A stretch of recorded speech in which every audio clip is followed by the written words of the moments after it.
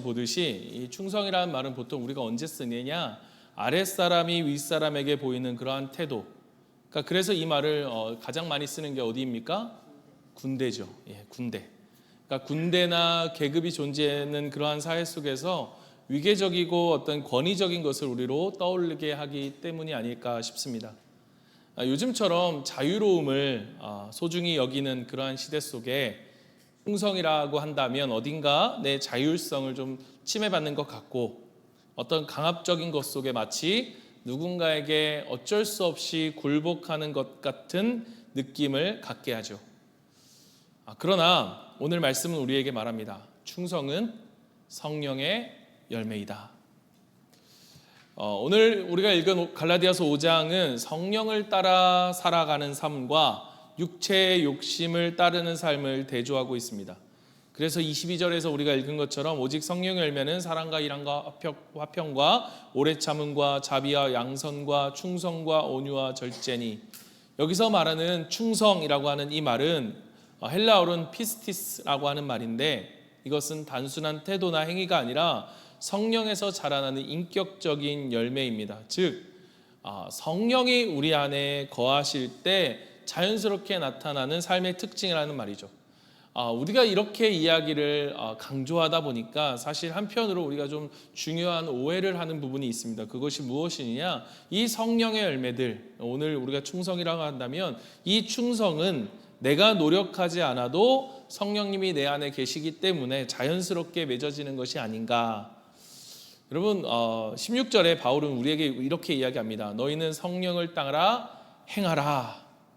성령을 따라 행하라. 그리하면 육체의 욕심을 이루지 아니하리라.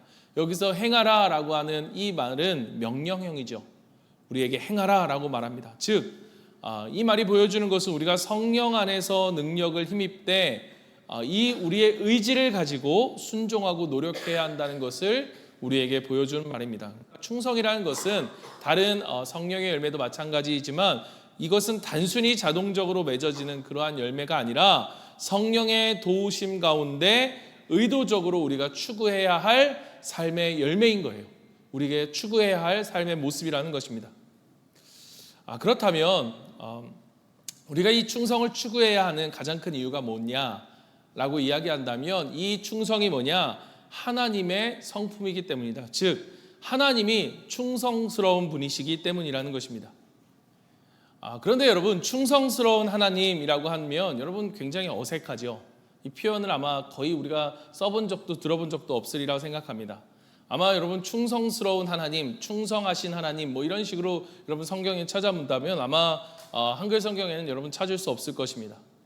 오늘 이 충성이라고 번역된 피스티스가 이 하나님께 쓰였을 때는 거의 대부분 어떻게 번역되냐면요, 신실한 혹은 진실한이라고 하는 말로 번역되었기 때문입니다. 그러니까 즉 충성스러운 하나님이라는 말은 다시 말해서 신실하신 하나님이라는 거죠. 그렇다면 이 하나님의 충성됨이란 무엇일까? 하나님의 신실함, 즉 하나님의 충성됨이란 무엇일까?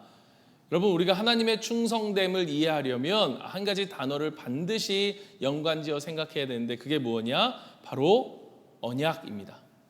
하나님의 약속. 그러니까 하나님은 하나님의 백성을 향한 이 약속을 절대 놓지 않으신다는 거죠. 그 약속은 무엇이냐? 여러분 신명기 19장에 보면 출애굽기 19장에 보면 이스라엘 백성이 하나님과 언약을 맺죠. 그게 우리가 시내산의 언약, 가장 아브라함의 언약 이후에 이스라엘 백성으로서 맺은 첫 번째 언약이라고 볼 수 있는데요. 그때 뭐라고 이야기하십니까? 나는 너의 하나님이 되고 너희는 내 백성이 될 것이다 라고 하신 그 약속. 그런데 여러분, 그 약속에 잉크가 말하기도 전에 이스라엘 백성이 어떻게 합니까? 하나님을 배반하고 금송아지를 섬기죠. 그러나 그럼에도 불구하고 하나님은 그 약속을 깨뜨리지 않으십니다. 놓지 않으십니다. 여러분, 사실 이러한 일들은 이스라엘 백성의 역사 속에서, 구약의 역사 속에서 한두 번이 아니라는 것을 우리는 잘 알고 있습니다. 끊임없이 반복되어지죠. 그래서 호세아의 말씀을 인용한다면 마치 음란한 여인처럼, 음부에 빠진 여인처럼, 바람난 여인처럼 끊임없이 또 다른 남자를 찾아가고, 또 데리고 오면 또 다른 남자를 찾아가고, 하는 그러한 배신을 반복할 때도 하나님은 그 백성을 놓지 않으셨습니다. 물론 하나님은 후회하심이 없으십니다. 후회하지 않는 하나님께서 성경에 보면 몇 번에 걸쳐서 후회한다라는 말들을 이야기하실 만큼 저것들을 내가 괜히 택해서, 우리가 아이 낳고 아이고 내가 저걸 괜히 낳아서 이런 말처럼 괜히 택해서 라고 하실 만큼 하나님의 마음이 아프고 때로는 진노하셨다라고도 말씀하십니다. 그러나 그 감정의 변화 속에서도 하나님은 결단코 그들을 버리지 않으세요. 그것이 바로 하나님의 충성됨입니다. 충성. 감정이 아니라 결심이고 기분이 아니라 관계라는 것입니다.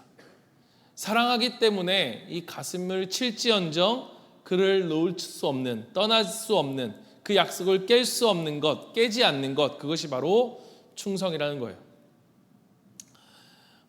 지난번에도 한번 얘기했지만 아내가 저에게 이런 말을 했었다고 제가 말씀드렸었는데, 얼마 전에 이런 얘기를 하더라고요. 요즘 내가 당신을 사랑하는 것 같아. 그래서 저는 농담으로 하는 말인 줄 알고, 근데 가만히 되게 기분이 좋았습니다. 사랑한다니까. 근데 가만히 듣고 나니까 기분이 나쁜 거예요. 요즘 내가 당신을 사랑하는 것 같아. 그래서 그럼 날 안 사랑했나? 이제 결혼한 지 거의 3년 4년 되겠는데 그러더라고요. 꼴 보기 싫을 때도 많았지. 그런데 요즘은 조금 이렇게 코 고는 모습을 코 골며 자는 걸 봐도 조금 이뻐 보일 때가 있어. 이렇게 얘기를 하더라고요. 그러니까 여러분, 우리가 감정이라는 거 꼴 보기 싫을 때도 있고, 사실 코 골며 이렇게 자고 있어도 좀 이뻐 보일 때도 있고, 여러분, 우리란 감정이라는 것은 좋은 거지만 사실 감정이라는 것만큼 우리가 믿을 만한 것이 없기도 합니다. 어쩔 때는 되게 좋았다가 또 어느 순간 갑자기 안 좋아지는 게 이게 우리의 마음 아닙니까? 그러나 여러분, 충성이라는 것은, 여러분, 충성에 있어서 감정도 마찬가지입니다. 감정이 중요하지 않은 건 아닙니다. 그러나 감정이 곧 충성은 아니라는 것. 무엇이냐? 감정이 흔들릴지라도 그 관계를 붙들 수 있는 것, 끝까지 놓지 않는 것, 끝까지 함께하는 것, 그것이 바로 충성이라는 거예요. 여러분, 하나님께서 욥을 향하여서 신실한 자라고 말씀하십니다. 여러분, 욥이 어떠했습니까? 욥이 말할 수 없는 고난이 있었죠. 그 가운데 욥을 향해서 하나님이 신실한 자다라고 하셨을 때 욥이 하나님을 향해서 항상 좋은 마음과 항상 찬양과 감사의 모습이 넘쳐나냐? 그렇지 않았죠. 하나님을 원망했고, 자기의 태어남을 저주했고, 그리고 하나님, 내가 한 번은 꼭 당신 앞에 만나서 당신한테 얘기하겠습니다 라고 항변했던 사람이 욥이었습니다. 그러나 그 가운데서도 욥은 하나님을 향해 항변할 만큼 하나님을 붙들기를 멈추지 않았다는 거예요. 그것이 바로 하나님이 욥이 신실하다고 말할 수 있는 그 욥의 충성이었던 거죠.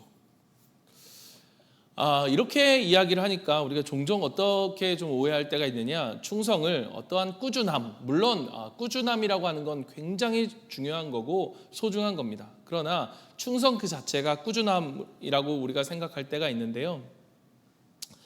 그러나 여러분, 여기에서 참 제가 그것만은 아니구나라고 생각이 됐던 게, 제가 그런 이야기를 좀 어떤 분에게 들은 적이 있습니다. 이분이 30년 동안 교회를 다니신 거예요. 그래서 대단하시다고, 어떻게 이렇게 30년 동안 한결같이 한 교회를 열심히 이렇게 섬기며 다니셨습니까? 라고 하니까 그분이 하는 말이, 30년 전에 우연히 이 교회에 발을 디뎠는데 이걸 안 다니고 싶었는데 이게 하다 보니까 안 다닐 수 없어서, 발을 뺄 수 없어서 오다 보니까 결국 30년이 됐습니다 라고 이야기를 하더라고요. 어떤 이제 부부가 30년 동안 한결같이 서로 참 이렇게 잘 살아서 30년 동안 이렇게 살아오셨는데 정말로 아내분을 많이 사랑하시나 봐요. 그랬더니 아내분 이렇게 얘기하시더라고요. 제가요 정말 도망가려고 몇 번을 생각했었는데, 젊을 때는 도망갈래 하다가 못 도망갔고, 나이가 먹어서는 이제는 기력이 없어서 못 도망가는데, 요즘은 아내가 도망갈까 봐 아내가 좋아하는 강아지를 끌어안고 잔다고 그렇게 얘기를 하시더라고요. 그래서 죽지 못해 삽니다, 이렇게 얘기를 하는 거예요. 물론 그 꾸준함이라는 건 귀하다고 생각할 수 있습니다. 그러나 우리가 이 질문을 던져야만 하는 것은 뭐냐, 그 꾸준함 속에 마음이 있었는가라는 거예요. 마음. 그 꾸준함 속에 사랑이 있었는가? 그 꾸준함 속에 열정이 있었는가? 여러분, 우리의 습관적인 충성은 언젠가는 무너집니다. 열정과 사랑이 없는 충성은 언젠가는 지쳐버립니다. 그러나 하나님의 충성은 그렇지 않았습니다. 하나님은 항상 우리를 향한 그 사랑 안에서, 그래서 우리가 이야기하지 않습니까? 하나님의 열심, 하나님이 우리를 향한 그 열정, 그 열정의 사랑 속에서 우리를 향해 충성하셨다는 거죠. 우리의 죄 가운데서도 하나님은 한 번도 우리를 사랑하시지 않은 적이 없으셨습니다. 우리가 잘 아는 그러한 이야기 중에 어떤 학교에서 이제 선생님이 수업을 하다가 미국에서 이렇게 선생님이 칠판에 쓴 거예요. God is nowhere. God is nowhere. 하나님은, 신은 어디에도 없다. 그랬을 때 한 아이가 이 말을 보고 이렇게 이야기하죠. God is nowhere, now here. 무슨 말입니까? 하나님이 여기 계신다. 여기 계신다. 여러분, 하나님의 충성은 무엇을 이야기하느냐? 바로 지금, 여기, 이곳에 계신다는 것입니다. 내가 있는 그곳에 항상 거기에 하나님이 계신다는 것. 그래서 여러분, 충성의 개념을 가장 잘 설명하는 단어가 저는 두 가지 있다고 생각하는데, 영어로 이야기하면 available, 이건 뭐냐면 항상 거기 계신 분. 우리가 가끔 이제 미국에서 제가 싱가포르 있을 때도 정말 필요해서 일부러 거기까지 갔는데, 그걸 사기 위해서, 그걸 구하기 위해서, 근데 딱 그걸 찾았어요. 그래서 이걸 사야지 했는데 뭐가 써 있냐? Not available. 이건 무슨 말입니까? 우리말로 말하면 품절이라는 거예요. 없다는 거예요. 지금 여기 없다. 그래서 가능하지 않다. 살 수 없다, 이 말이죠. 또 하나는 reliable. 이건 뭐예요? 의지할 수 있는, 믿을 수 있는, 신뢰할 수 있는. 여러분, 하나님은 우리가 필요할 때, 하나님이 정말로 필요할 때, 그때마다 하나님은 항상 거기에 계셨습니다. 하나님은 not available 한 분이 아니라는 거예요. 항상 available, 항상 가능하신 분이고 항상 거기에 계신 분이었다라는 것이죠. 여러분, 우리가 어떤 그러한 사람들이 있잖아요. 정말로 내가 너 옆에 항상 있을 거야, 항상 있을 것처럼 그러는데 정말로 필요할 때 뭔가 있어서 그 사람을 찾고 그 사람을 부탁하면 그럴 때마다 미안하다고, 진짜 해주고 싶은데 이번에는 좀 안 될 것 같다고, 진짜 미안하다고, 지금은 안 될 것 같다고. 분명 거기에, 그 자리에 그 사람이 있어야 하는데, 그런데 그 사람이 올 수도 있고 안 올 수도 있고, 있을 수도 있고 안 있을 수도 있다면 어떻습니까? 불안하죠. 여러분, 주일날 제가 올 수도 있고 안 올 수도 있고, 여기서 설교단에 쓸 수도 있고 안 쓸 수도 있다면 여러분 얼마나 불안하겠습니까? 과연 저 사람이 믿을 만한 사람인가? 그런데 하나님은 항상 거기에 계시다는 거예요.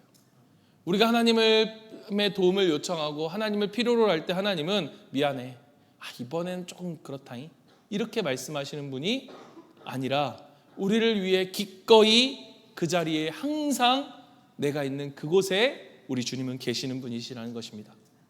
우리가 필요할 때, 우리가 주님을 의지할 수 있도록 언제나 우리 곁에서 지금 우리와 함께 계시며 우리를 도우시는 분이라는 거죠. 그러한 하나님의 충성, 우리를 향한 하나님의 충성스러움, 저 이렇게 표현하는 게 좀 무례하게 들릴지 모르지만 저는 그게 하나님의 신실하심을 훨씬 더 선명하게 드러내지 않을까 싶은데요.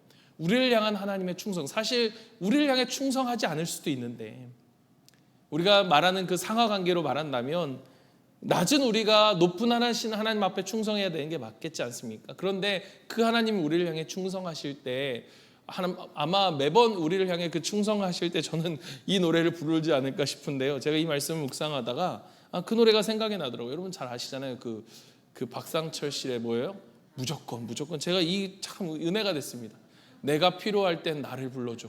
언제든지 달려갈게. 낮에도 좋아, 밤에도 좋아, 언제든지 달려갈게. 다른 사람들이 나를 부르면 한참을 생각해 보겠지만 이거 노래를 할 수도 없고, 당신이 나를 불러준다면 이은재 목사님 한번 불러보실래요? 아까 잘하시던데.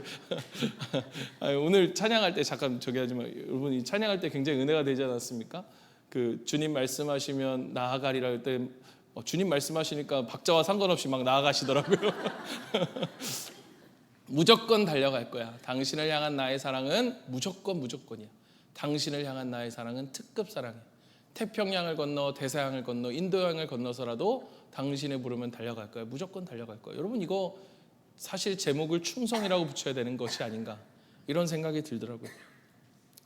이 말씀을 묵상하다가 여러분, 월요일날 새벽에 말씀이 좀 떠올랐습니다. 제가 월요일날 새벽이 제 설교 차례는 아닌데 아이들하고 가정 예배를 드리면서 그 말씀을 묵상하는데 참 은혜가 됐습니다. 아이들하고 이제 가정 예배를 드리다가 이 다윗을 향해서 보여주었던 이 다윗의 용사들의 충성의 모습, 다윗이 지금 블레셋 가운데 포위돼서 이렇게 말하거든요. 누가 베들레헴 성문 곁 우물물을 내게 마시게 할꼬. 아마도 이 다윗이 제 느낌에는 그렇습니다. 이걸 누가 나를 위해 갈꼬 이런 말은 아니었을 것 같아요. 그러한 상황 속에서 마치 진짜 푸념처럼 그냥 누가 베들레헴 성문 곁 우물물을 나에게 마시게 할까라고 하는 마치 혼잣말처럼 푸념처럼 했던 말일 것 같아요. 그들에게 명령하지 않았습니다. 하지만 그 용사들은 그 왕의 마음을 알았고, 그래서 그 왕의 마음을 통해서 그들은 어떻게 하느냐, 자발적으로 움직이죠. 여러분, 이것이 저는 충성이라고 생각하는데, 그렇다면 우리도 이러한 질문을 해야 합니다. 어떤 질문이냐? 나는 얼마나 하나님의 마음에 귀를 기울이고 있는가? 하나님의 갈망은 무엇인가? 하나님께서 지금 내게 원하시는 것은 과연 무엇일까? 여러분, 충성이라는 것은 단지 열심히 일하는 것을 이야기하는 것이 아닙니다. 무엇입니까? 하나님의 갈망을 헤아리는 거예요. 하나님의 마음을 헤아리고 하나님의 뜻에 맞게 살아가는 것, 그게 바로 충성이죠. 여러분, 이 3명의 용사들이 목숨을 걸고 적진을 뚫고 그 물을 길러옵니다.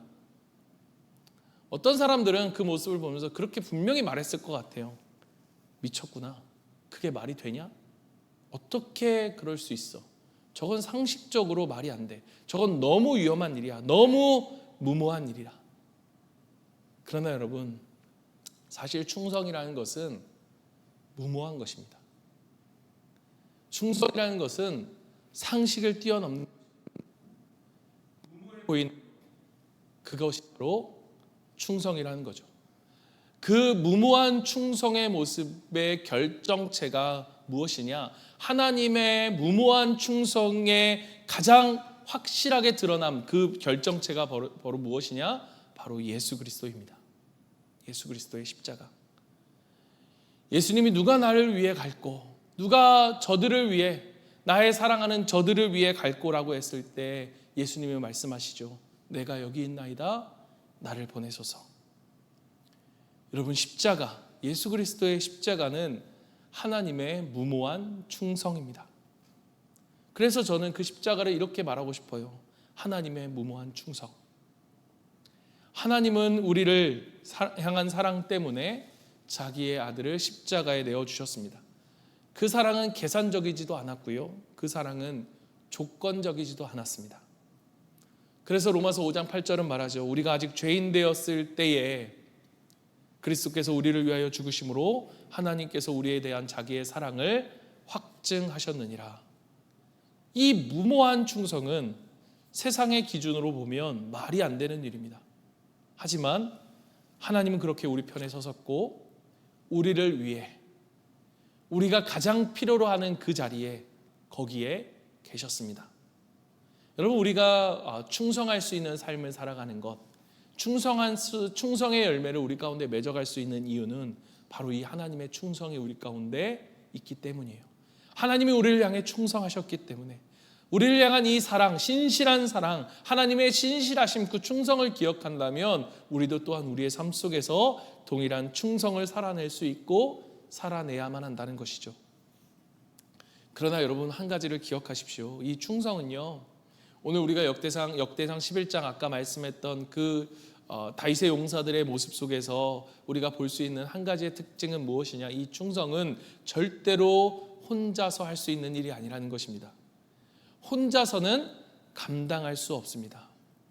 만약에 여러분 역대상 11장에서 그 일을 한 용사 한 사람이 했다면 여러분 저는 그런 생각을 해봤어요. 이건 불가능한 일이었겠다. 3명이 함께 갔기 때문에 그 길을 뚫을 수 있었습니다. 여러분 저는 이 충성이라고 하는 것, 성령의 9가지 열매를 우리가 묵상하는데 가장 기본적인 전제가 하나 우리가 생각해야 될 게 무엇이냐라고 한다면, 여러분 우리가 사랑이든 그게 내일 다음 주에 묵상할 온유든 그것이 내 혼자 맺어져야 할 어떠한 개인적인 덕목이라고 생각하지만, 사실 성령의 열매의 정말 중요한 특성 중에 하나가 뭐냐, 이것이 바로 공동체 안에서 함께 자라가는 열매라는 것을 여러분 기억해야 합니다. 그래서 우리가 이 하나님을 닮아가는 이 성령의 열매를 우리는 어디서 맺습니까? 공동체 안에서 맺는다는 거예요. 교회 안에서 맺는다는 거예요. 목장 안에서 함께 맺어져 간다는 거죠.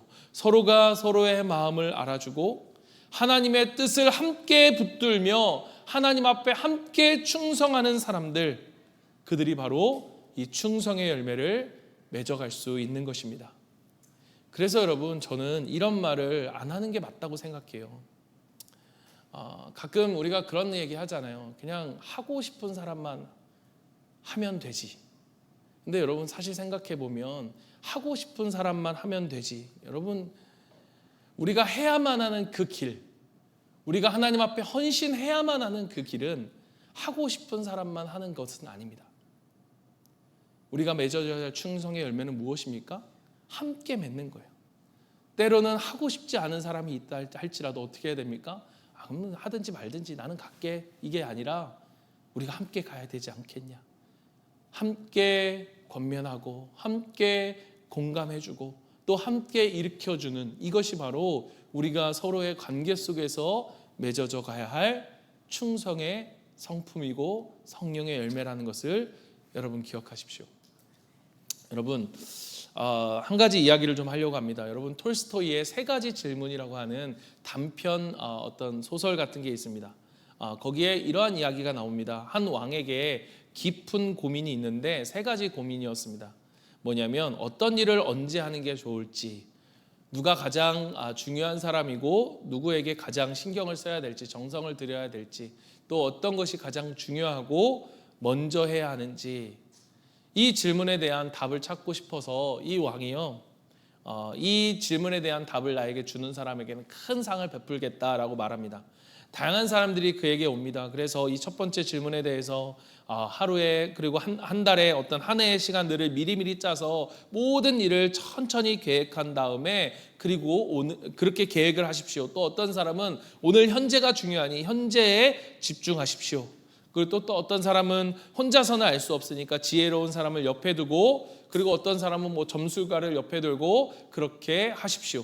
두 번째 질문에 대해서 또 사람들은 다양한 이야기를 합니다. 가장 중요한 사람은 왕을 도와 나라를 다스리는 사람입니다. 가장 중요한 사람은 종교적인 어떤 제사를 드리는 사제들입니다. 가장 중요한 사람은 누구보다 병사들이겠죠. 전쟁을 치르는 병사들일 것이고 군사들일 것입니다. 다 각각 다른 이야기를 하는 거예요. 세 번째 질문에 대해서 또 마찬가지입니다.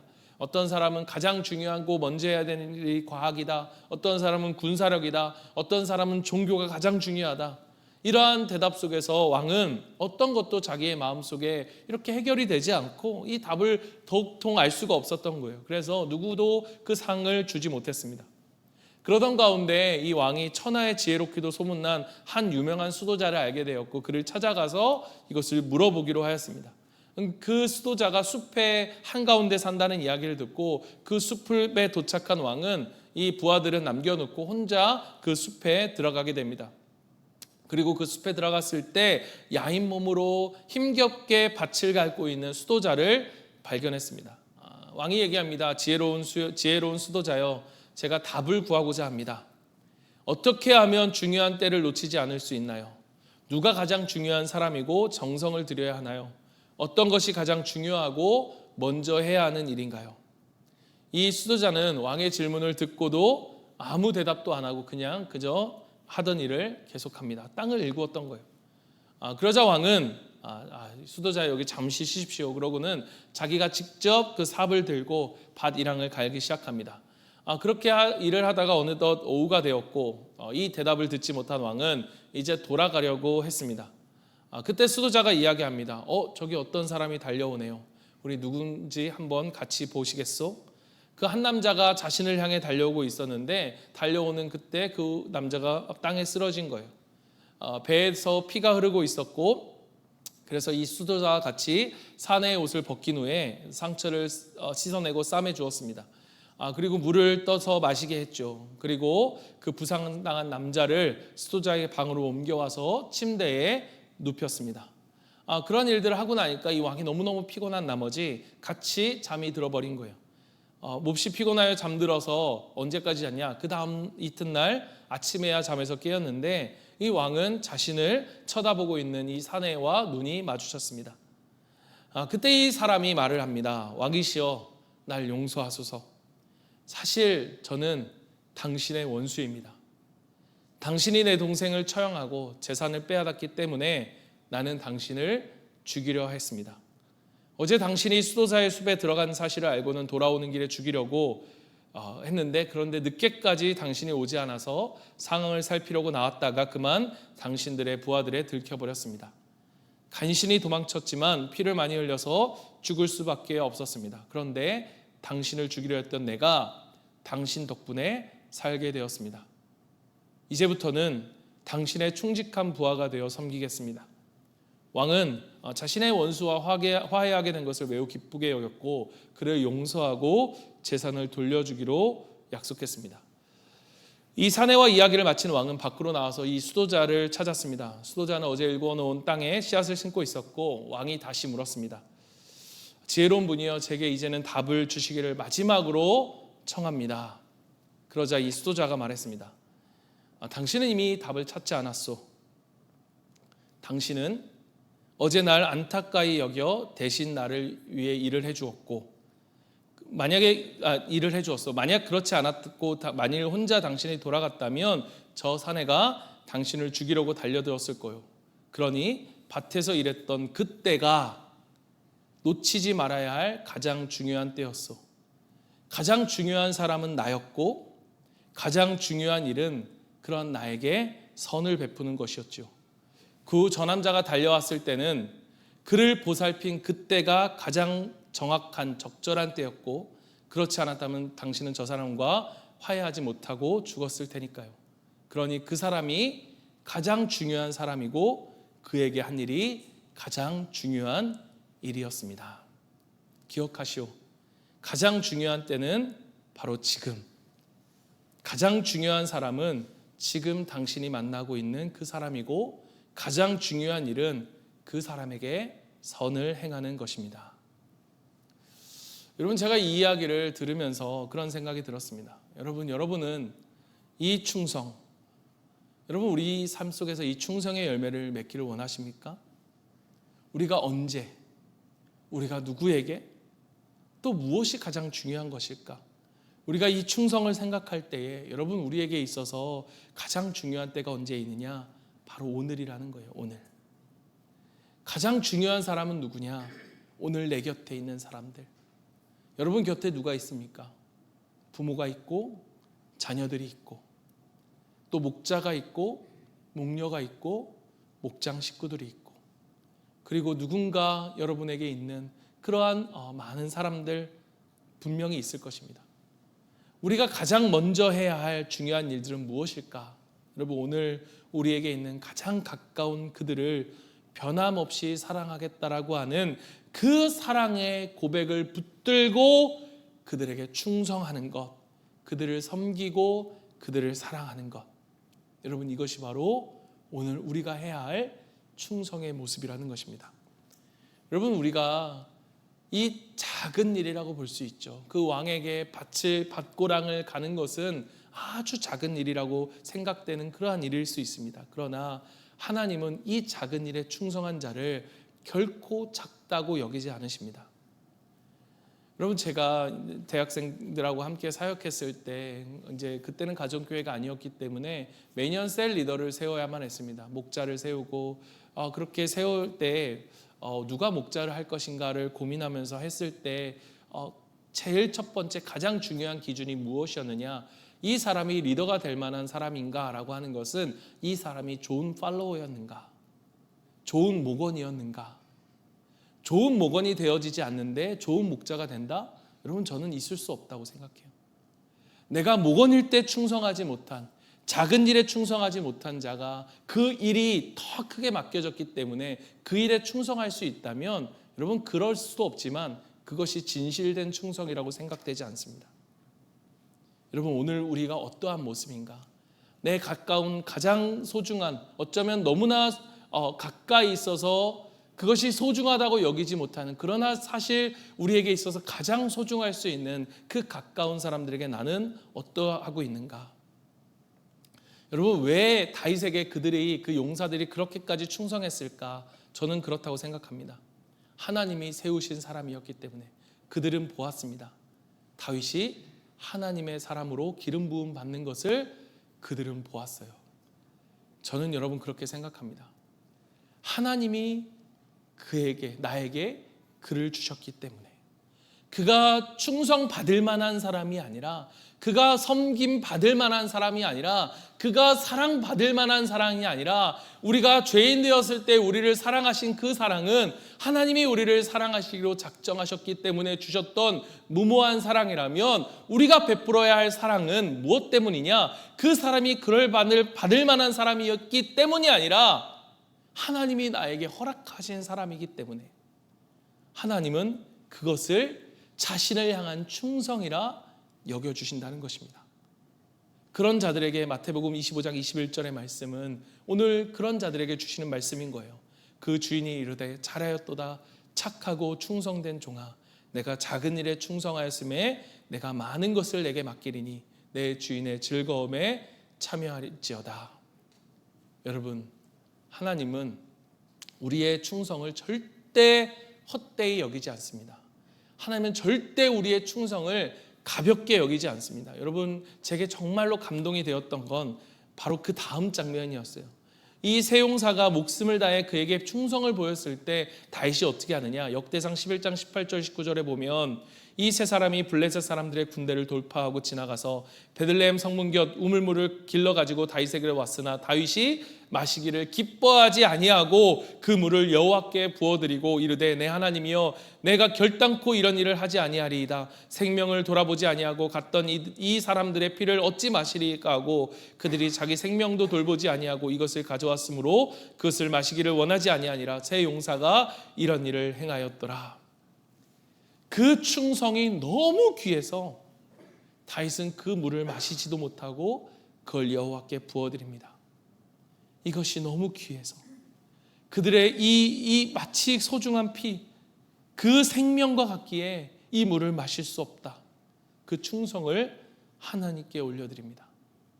여러분, 이 모습이 우리가 하나님께 드리는 이 충성, 우리가 오늘 우리에게 주신 사람들에게 무모하게 드리는 이 충성의 모습을 하나님이 대하시는 그 하나님의 마음이 저는 여기에 있다고 생각해요. 여러분, 하나님은요 절대로 여러분의 수고를 헛되이 여기지 않으십니다. 절대로 가볍게 여기지 않으십니다. 절대로 당연하게 여기지도 않으십니다. 아니, 우리에게 받은 사랑이 있기 때문에 우리는 당연하게 생각할지 모르지만 하나님은 그 수고를 너무너무나 귀하게 여기세요. 하나님께 충성하는 자, 사랑하는 성도 여러분, 우리가 작은 일에도 충성할 수 있는, 때로는 힘들리고 우리의 마음이 업앤다운이 막 요동칠 때에도 그래도 우리가 고백한 그 고백을 믿음으로 붙들고, 때로는 넘어져도 우리가 어떻게 넘어져야 됩니까? 하나님을 향해 넘어질 수 있는, 그래서 우리의 넘어짐이 하나님을 앞으로 한 걸음을 나아가게 하는 그 넘어짐이 될 수 있도록 하나님은 우리의 그 마음을 보시고 기뻐하시고 우리를 향해 그 수고를 헛되이 여기시지 아니하시고 우리에게 상 주시는 하나님이십니다. 그래서 요한국 계시록 2장 10절에 이렇게 얘기합니다. 내가 죽도록 충성하라. 그리하면 내가 생명의 관을 내게 주리라. 아멘. 여러분, 이러한 충성을 우리의 삶 가운데 맺어가는 저와 여러분이 되기를 간절히 소망합니다.